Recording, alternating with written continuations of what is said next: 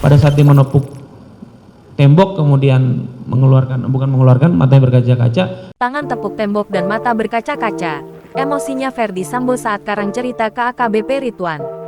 Ferdy Sambo begitu emosional ketika bercerita tentang kematian Nofriansyah Yosua Huta Barat atau Brigadir J ke AKBP Ridwan Reki Nelson Soplanit yang saat itu menjabat sebagai Kepala Satuan Reserse Kriminal Kasatreskrim Polres Metro Jakarta Selatan. Ridwan merupakan polisi pertama yang datang ke rumah dinas Sambo sesaat setelah penembakan Yosua pada Jumat tanggal 8 Juli tahun 2022. Waktu itu baru saudara yang datang. Saat itu saya dapat menyampaikan bahwa saat itu untuk Polres Jakarta Selatan saya lihat baru saya. Kepada Ridwan, Sambo bercerita soal narasi tembak-menembak yang berujung kematian anak buahnya. Tanpa Ridwan ketahui, ternyata cerita Sambo tersebut penuh kebohongan. Hal ini disampaikan Ridwan saat hadir sebagai saksi dalam sidang pembunuhan berencana Brigadir J dengan terdakwa Richard Eliezer atau Baradae, Ricky Rizal, dan Kuat Ma'ruf di Pengadilan Negeri Jakarta Selatan PN Jaksel, Senin tanggal 21 November tahun 2022. Ridwan bercerita bahwa pada Jumat tanggal 8 Juli tahun 2022, dia dihubungi oleh sopirnya bernama Audi, diminta untuk menemui Sambo di rumah dinasnya di Kompleks Polri Duren 3, Jakarta Selatan.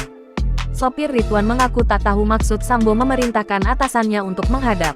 Namun, permintaan Sambo itu terasa genting karena disampaikan berulang kali.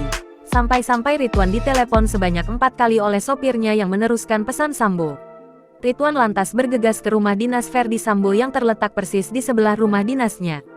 Setibanya di rumah tersebut, dia melihat 5 orang sedang berdiri di area garasi, yakni Sambo, Richard Eliezer, Kuat Ma'ruf, serta 2 ajudan Sambo lainnya bernama Azan Romer dan Prayogi. Melihat kedatangan Ridwan, Sambo langsung memintanya untuk mengikuti dirinya masuk ke dalam rumah. Begitu sampai di ruang makan lantai 1 rumah tersebut, Ridwan melihat ada sosok jenazah bersimbah darah yang tergeletak di dekat tangga. Ini yang saya lihat pertama, ada bersimbah, maksudnya ada darah di sekitar dia. Sambo lantas bercerita bahwa baru saja terjadi baku tembak di rumah dinasnya yang melibatkan 2 ajudannya, Richard Eliezer dan Yosua.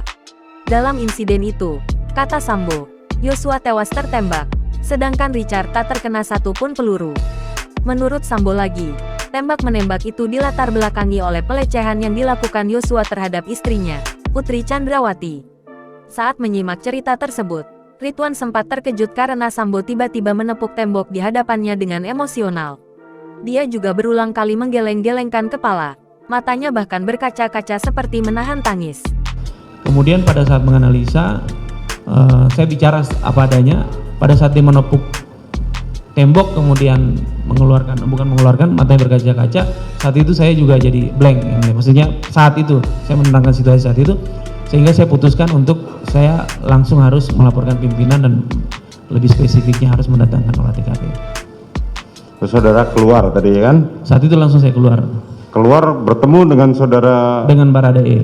Saat itu, Ridwan mengaku sempat hanyut karena melihat Sambo yang bercerita dengan begitu emosional.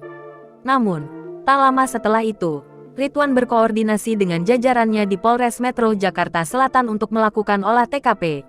Ridwan pun mengaku bahwa dirinya merupakan korban dalam peristiwa ini karena dibohongi oleh Sambo. Jangan lupa subscribe, share, komen, dan like ya!